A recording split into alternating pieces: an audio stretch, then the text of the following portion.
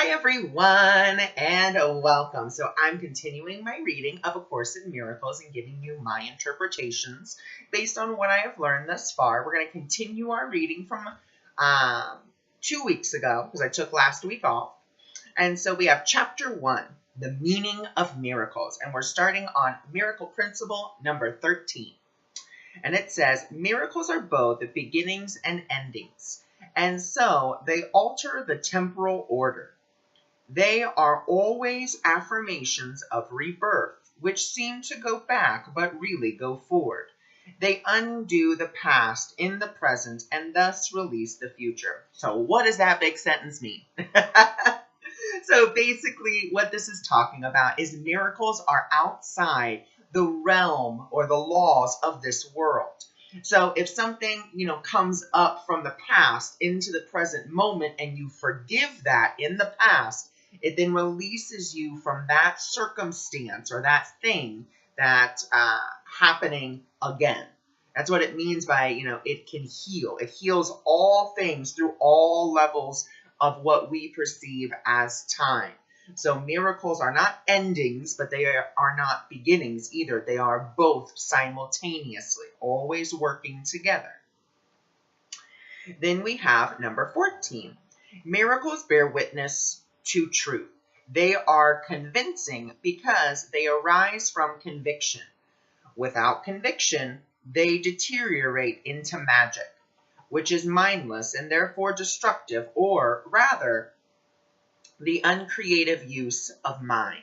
So this one is really saying that miracles bear witness to the truth within you, that you are a whole, pure, perfect being, created by the Creator and created in His likeness and image. But if you begin to, your conviction of that, you start thinking maybe you're doing the miracle and the miracle is not just coming through you, then that's when you start to run into some danger and you start to think, oh, well, I control the miracle. You don't control the miracle. That means you're moving into magic. And what the Course says is that magic, like it says, is an uncreative use of mind. You're trying to exert your will on the situation instead of letting the divine will come through you. Remember, you don't know what's best for you. You may think that you do, but in truth, you have no idea. And we have to remember that. I don't know what's best for me, but the divine does, and allowing that to flow through us. Remember, we are the faucet. We are not the water. Number 15. Each day should be devoted to miracles. The purpose of time is to enable you to learn how to use time constructively. It is thus a teaching device and a means to an end. Time will cease when it is no longer useful in facilitating learning. So this one is saying each day should be devoted to remembering the truth of who you are, that you are love, that love is the only thing that is real, and that the purpose for time, the purpose that we have time, that we seem to be in a linear concept, is simply to help us to remember how to think like God. And there was a teacher of A Course in Miracles, I believe, that told this story, because a lot of people will say, well, why can't God just wake me up right here, right now? Well, really think about this for just a minute. You are a limitless being of love and light. Anything that you possibly can conceive of will be created. Now, this could be a whole different video, but we'll go into it right now because I want to. So, there's a difference. So the ego makes, which is our current reality. That's why it's always changing. Spirit, on the other hand, creates. Whatever spirit creates is eternal.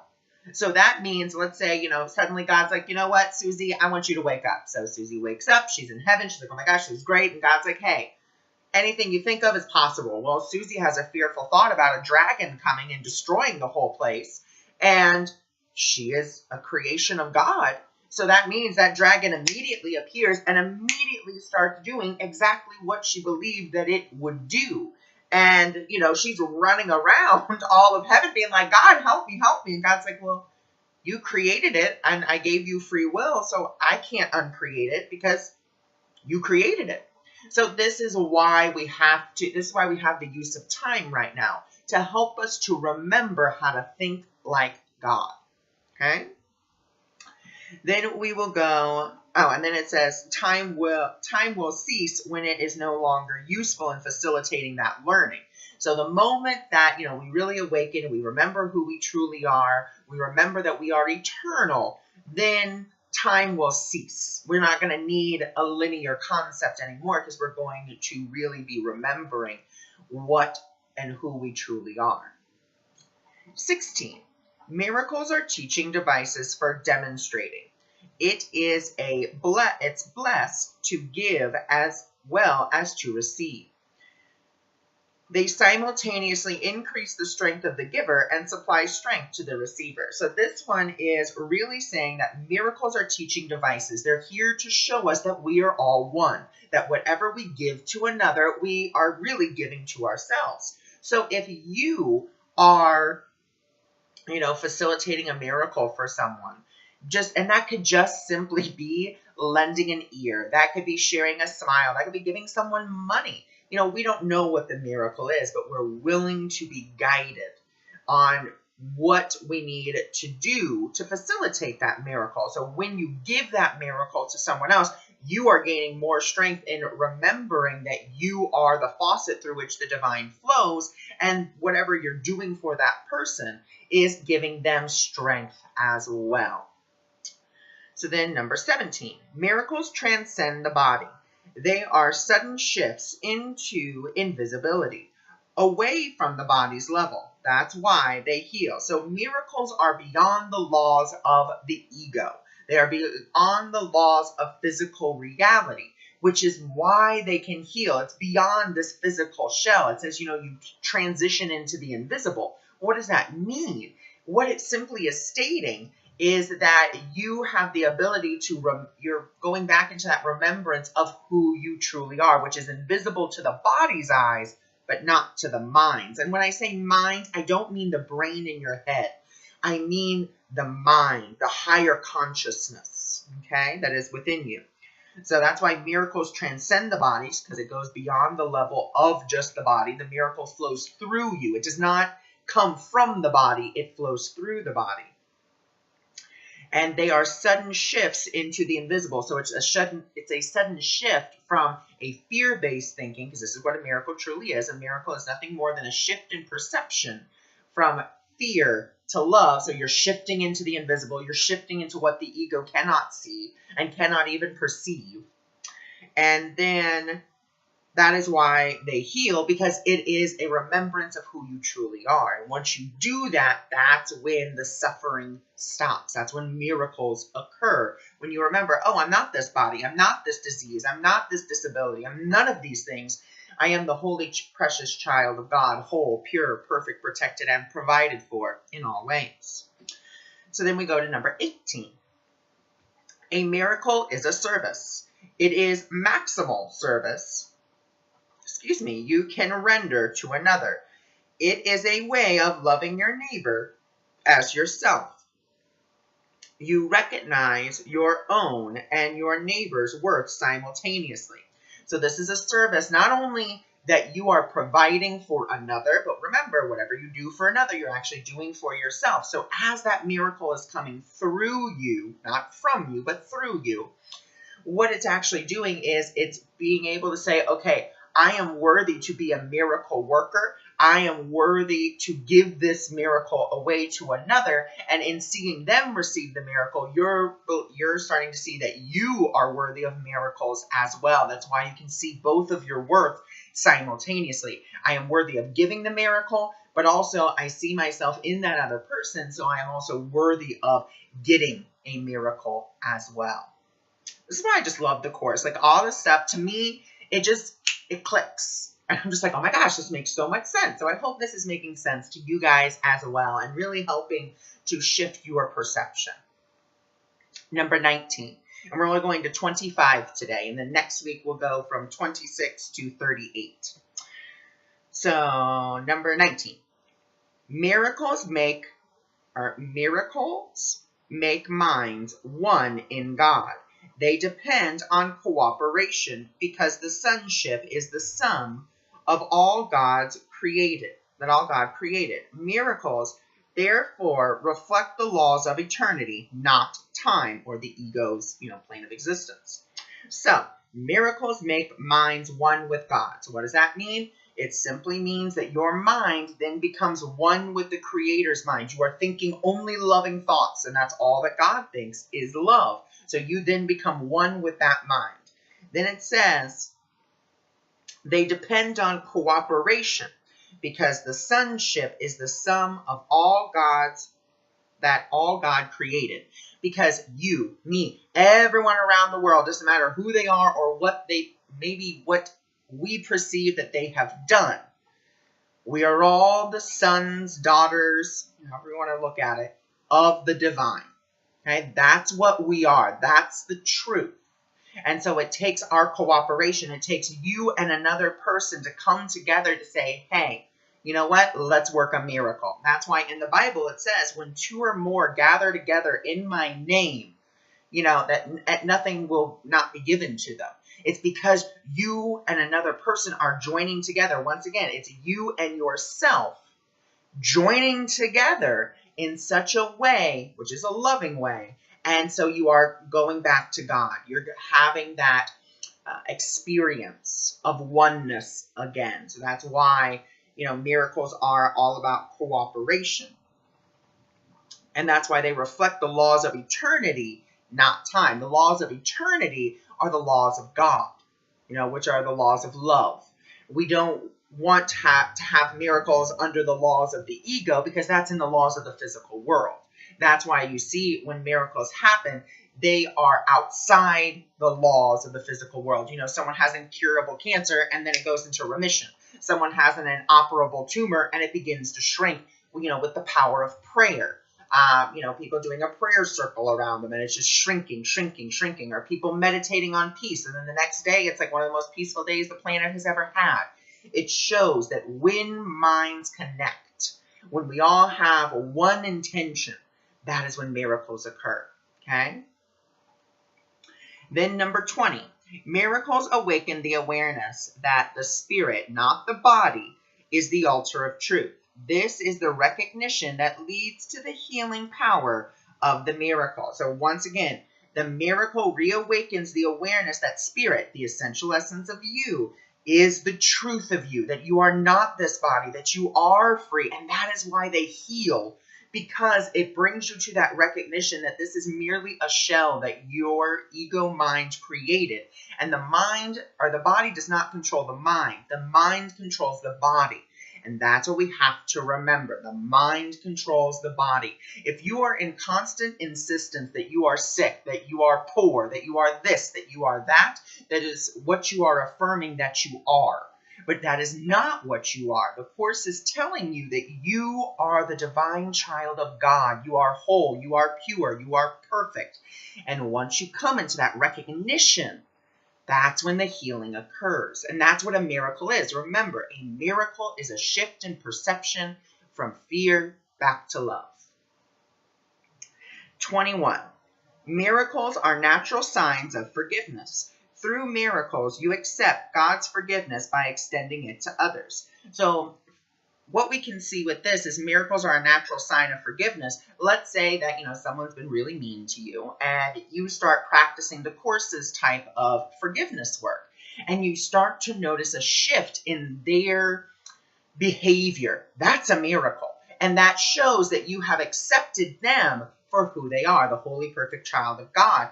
And that, that they are a perception that they are a perception that you created.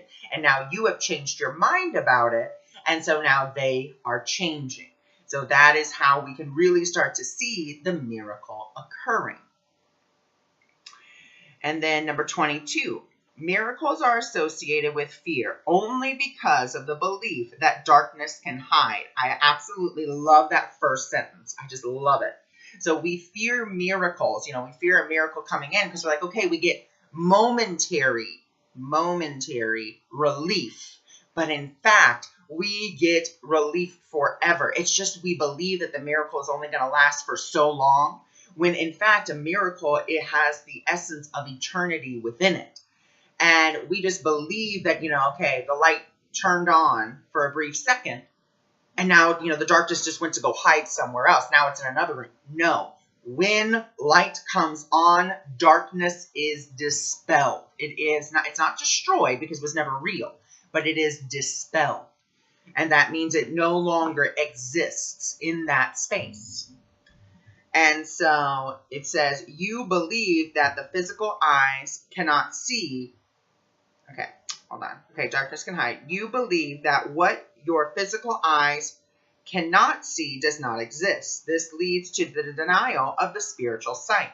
So once again, it's just saying that your physical eyes can't really see what's happening, unless it's, you can't see someone miraculously heal from cancer. You can't see inside the body what's happening. It just happens. Just one day they wake up and they're cancer free. You don't know how it happened. You can't see it. So there's a part of you that's like, oh, I can't believe that. See, it's not seeing with the physical eyes. It's about seeing with the mind's eye or the third eye, however you want to put that. And then number 23, miracles rearrange perception, and all levels is true perception. This healing, because sickness comes from a confusion of levels. So what a miracle does is it shifts your perception. That's really what this is saying. It says it gets you from the level of mind, or gets you from the level of the body back to the level of mind, back to where you remember who you truly are. And I know I have repeated that like 14 times, but literally the Course in Miracles says you should repeat that. Number one, you should repeat who walks with you at least 1,000 times a day. God walks with me. God walks with me. And I like to add to that, God walks with me, not because of who I am, being Ron Schaefer, but because of what I am, his holy, perfect child, whole, pure, perfect, protected, and provided for in all ways. Number 24, miracles enable you to heal the sick and raise the dead because you made sickness and death yourself and can therefore abolish both. You are a miracle capable of creating in the likeness of your creator. Everything else is your own nightmare and does not exist. Only the creations of light are real. So the reason that we can heal sicknesses and illnesses and raise the dead is because the ego mind created those things to try to make us believe that we are separate from the divine. But they're not real. Sickness, illness, death, they are perceptions that the physical eyes report back, because the physical eyes do not see. They report what you believe. And so, when you see someone sick, instead of seeing them as sick, what the Course is asking you to do is, yes, have compassion for that person. You're seeing it in physical reality. That means for you and your perception, it exists. But we see that, we have compassion, and then we do our best to see them as the light of God that they are, or a time when they were super healthy. And that's what we try to focus on. Because as we focus on that, we're focusing on the truth of who they are, not on the illness that we perceive. And once we do that, that's how healing takes place. So number 25 is miracles are part of the interlocking chain of forgiveness, which, when completed, is the atonement. Atonement works all the time in all the dimensions of time. So with this one, miracles are part of the interlocking chain of forgiveness. So we can go back up to number 24. Once we have, forgiven our perception of that person or ourselves being ill or even being capable of being ill, we forgive that perception. We then receive the miracle, which is really the atonement, being like, ooh, okay, you know what? Because the atonement is the at-one-ment. So it's recognizing the mistake and then saying, okay, I forgive myself. And then the miracle occurs, which then leads us back up to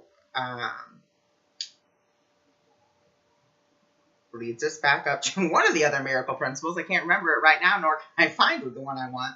But it leads, all of these things lead back into one another. That's the beauty. So as we, forgive, the atonement works on all dimensions of time. What does that mean, all dimensions of time? That means it works, if you're forgiving something now in the present, let's say someone cuts you off in traffic, but you're like, you know what? I don't know what's going on right now. And Yeah, I got angry. I recognize I got angry. I forgive myself for getting angry. Forgive that person. And now I am willing to just let it go and let God. And what that really means is that you forgave yourself. And now anytime, be it the past, maybe in, 1592, someone tried to run you over with a car. And then, anytime in the future, let's say 2027, someone tries to run you over with a car, those are now negated. They are forgiven, they are done, and now they are not going to happen because you have forgiven it within the context of time, which brings us back up to number 13, which was all about how miracles are neither endings nor beginnings. They are always a sign of rebirth, always happening through all dimensions of time. So if you forgive something now, you're forgiving it in the past, you're also forgiving it into the future, so that way it will never happen again.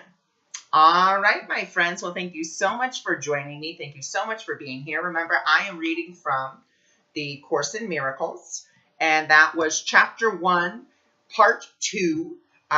Next week will be still Chapter 1. It'll be Part 3, and I'll be reading the miracle principles all the way up to number 38.